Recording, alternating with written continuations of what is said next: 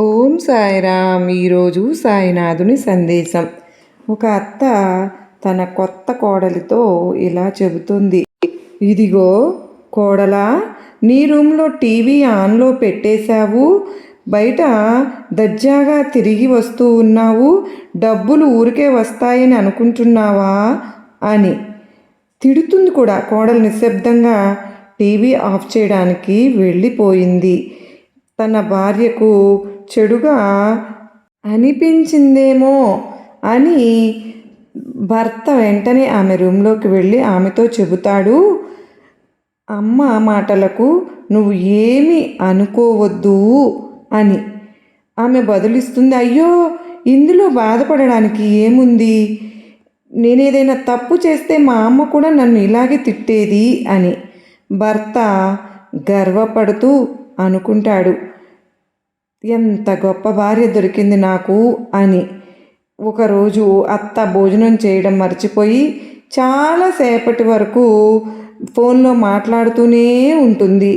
కోడలు నవ్వుతూ ఆమె దగ్గర నుంచి ఫోన్ లాక్కుని, అత్తమ్మ ఇంకెంతసేపు ఫోను మాట్లాడతారు, మీరు త్వరగా వచ్చి భోజనం చేయండి, మందులు కూడా వేసుకోవాల్సి ఉంది కదా అని చెప్తుంది.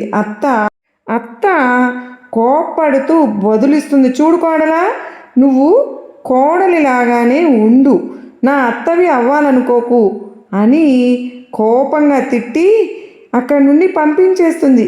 కోడలు ఏడుస్తూ అక్కడి నుండి వెళ్ళిపోతుంది. కాసేపటికి కోడలు ఎవరితోనో మాట్లాడుతున్నట్లుగా అత్తకు వినిపిస్తుంది.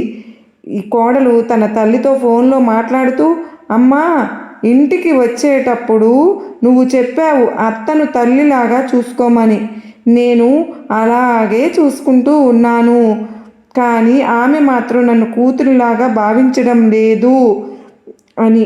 నేను ఆమె మంచి కోరే ఆమె చేతిలో నుంచి ఫోన్ తీసుకున్నప్పుడు ఆమె చెడుగా అనుకుందో నాకు తెలియదు, కానీ నా గురించి ఎంత ఆలోచిస్తానో అని సంతోషపడ్డావు. కానీ నాకు అర్థమైందమ్మా, ఎంత ప్రయత్నించిన కోడలు ఎప్పుడూ కూతురు కాలేదని.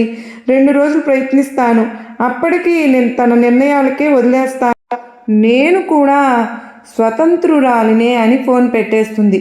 దీని నుంచి బాబావారు మనకేం చెప్తున్నారంటే, పిల్లలు మాత్రమే కాదు, కొన్ని చోట్ల పెద్దవాళ్ళు కూడా పిల్లలకు గౌరవాన్ని ఇవ్వవలసి ఉంటుంది అని చెప్పి. మరి బాబావారు చెప్పిన సందేశం మీ అందరికీ నచ్చింది కాదు? నచ్చింది అనుకున్న వారు చిన్న కామెంట్స్ చేయండి ఫ్రెండ్స్. సర్వేజన సుఖినో భవంతు.